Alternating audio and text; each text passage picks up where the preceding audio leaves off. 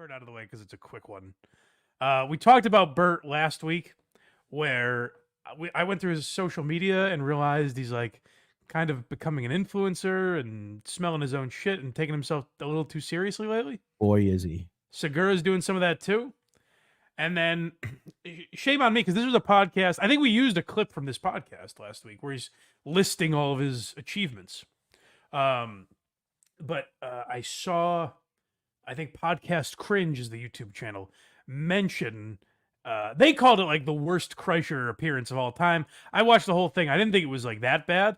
He's with a guy named Ed Milet, who seems pretty popular in like the self-help world. I'm not familiar with him, but he's like a toned down Coach HP. The reason we're not focusing on Ed Milet is because he doesn't pour it on quite as thick. He's not like, you, my friend, are the greatest man who has ever stepped on a stage. But it is like kind of in that world where it's, the power positivity shit. Mm-hmm. But he gets Bert to talk about himself. And this is something that I find... That's not hard. This is something that I find so douchey in people. Again, to keep referencing Stuttering John, he does it a lot. Where, like, John would give these powerful speeches talking about his teaching days. And he would say, and I would call that kid's parents. And they would say, thank you, John, for changing my child's life for the better. And he'd start to tear up thinking about his accomplishments. And listen, I've cried on a podcast before, and I should be mocked, but I also can empathize with the people that do it. Like, in the moment, it feels very real to you, and then you can realize the douchiness of it after.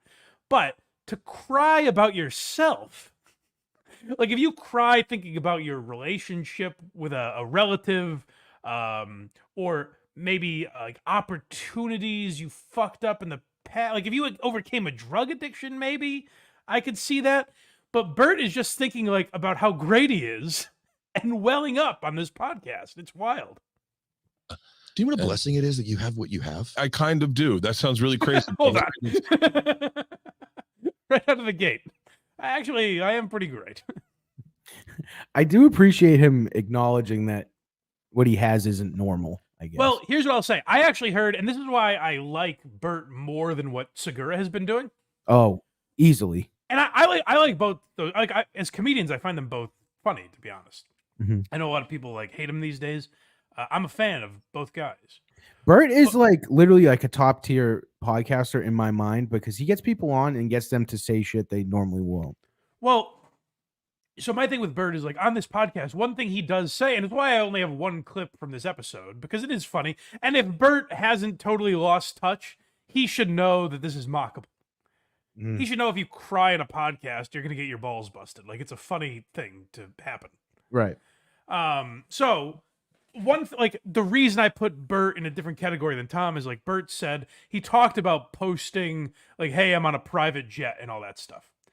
And he was like, to me, that's what a regular person would do. Like go to Instagram and be like, holy shit, I'm flying private. Like, I can't believe this. Right. And his explanation of it to me was satisfactory, where I was like, oh, I get that.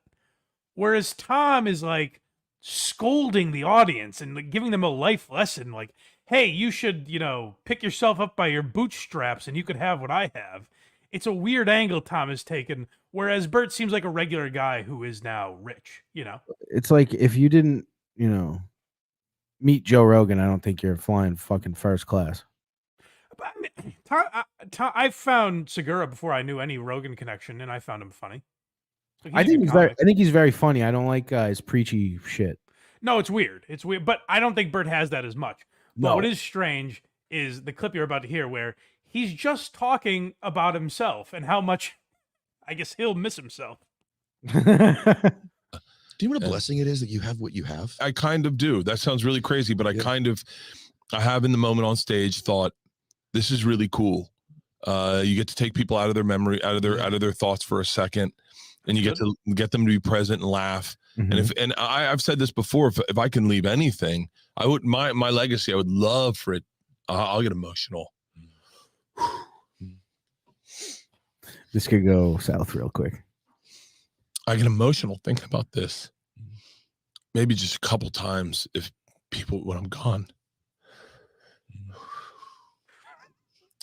people just go like, man, it'd be so much cooler if Bert was here. I tear up thinking about how much people are gonna miss me. You'll burst them in. Once in a while, I'm just like, oh, dude, Bert's so cool. This is Albert Brooks in Curb Your Enthusiasm, sitting upstairs while his funeral is going on. Yeah. Wow, this is powerful stuff. Right. Go like, man, it'd be so much cooler if Bert was here. Like, God, we'd have so much fun. Like, wouldn't it be great if Bert was here and he just walked in with a This bottle man is weeping, and thinking about just people popping a cold one and thinking, I wish Bert was drinking with us. And that's making him cry. And the weirdest thing is, like, he doesn't have to be dead for people to say that. He's like, I just feel bad for how much they're gonna miss me. Like, if he said, man, I want to hear another Bert Kreischer special, that would be more acceptable. Like, this is a kind of and I don't think Bert is a complete narcissist, but this is a weird level of narcissism where, like, you should have this reaction if he was talking about, like, Leanne dying. Right. If he's like, I just think about, like, my kids missing their mom or something. Like, this is, he's like, boy, I hope the boys can get through their fucking drinking of beers without me. But it's like a thing that can happen right now. Right, Right yeah. now. Oh, I wish Bert was here. Right. But yeah, like, this doesn't seem like a conversation that should invoke this level of emotion. Like, if he just said, like, yeah, you know, like, it might be kind of a selfish thing, but there is a part of me that wishes, like, when I leave a room, people are like, ah, man, I wish Bert was here. Like, he's a fun guy. This is him being like, oh my God, I get emotional thinking about how great I am and how much people are going to miss me. The title of this episode is definitely going to be like, I wish Bert was here. I wish Bert was here. That's the thing. Like, Bert seems like a fun guy, and I like him. I just hope, and he seems like the kind that would. Like, if Segura did this on a podcast, I don't think he'd have fun with it necessarily. No. I think he'd be like, well, "Oh, you think it? What is it? Oh, I'm gay because I get emotional about my like." No, you're talking about how great you are. Right. I think Bert, if like Big J had him on the bonfire and busted his balls over this, I think Bert could have a good time with it. Oh, he would be doing like that high pitched laugh and everything. Yeah, that's where I do still like Bert and respect him and everything, because I think he could bust his own balls over this. But it is, of course, ridiculous that he's getting emotional thinking about how much people are going to miss him one day. crazy story, or like, I just like, I mean, I don't need to cure anything, but like Right now, he's just picturing fucking Tony Hinchcliffe being like, man, I never said it to him, but when that guy ripped his shirt off. Did you hear me? He goes, I don't need to cure anything. He's just imagining Andrew Santino being like the pop that he got when he would do a shot on stage. Oh, when he popped his shirt off after he got in shape. I don't need to cure anything. Yeah, Bert, I don't think that's going to be an issue for you. No one thought that. Van Wilder was based on you. I don't think anyone was like, is this man finally going to cure ALS? I just think to myself, I'm like, Bert, I wonder what Sick Boy was really like.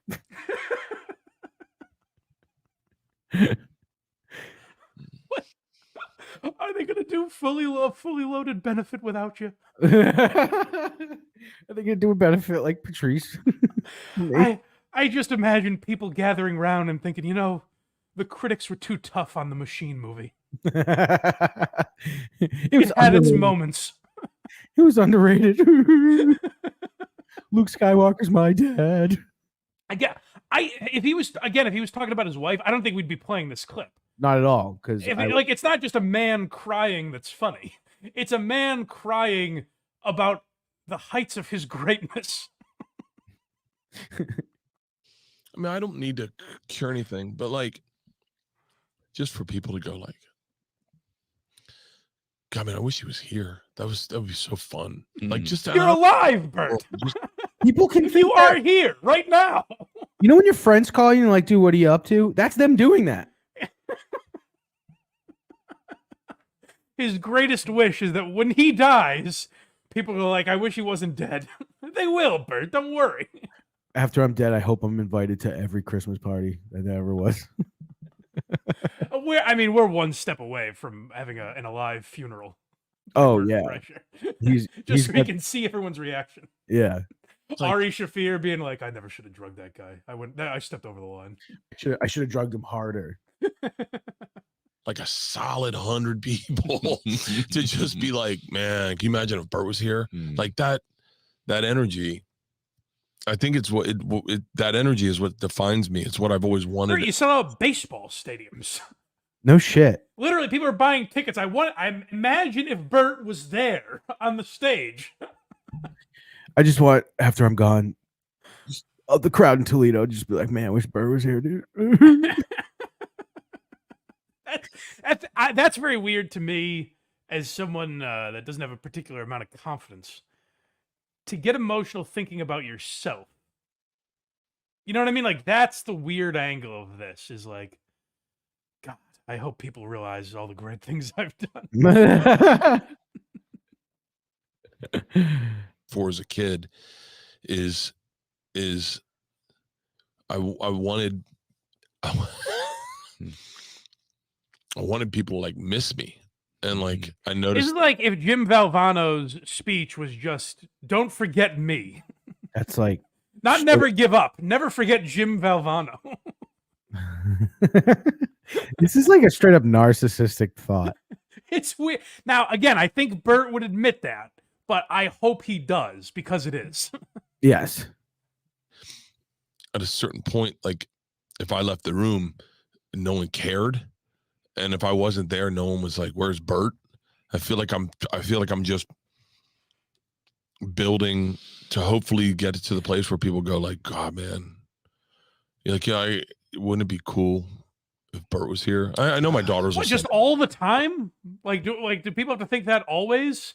Apparently. Like, should Tom Segura be saying that every minute of his life? I wish Bert was here. I wish Bert was here. I wish Bert was here. I mean, to satisfy him, I think so. I guess. like, where's Bert? I feel like I'm just building to hopefully get it to the place where people go like, God, man, you're like, yeah, wouldn't it be cool if Bert was here? I know my daughters will say that, but It took him that I long would to hope bring so. took him that. Yeah, his daughter's gonna be like, wouldn't it be sick if Bert was here? Nah, I know my daughters are going to say it, but it would really mean a lot to me if Stavros Halkias.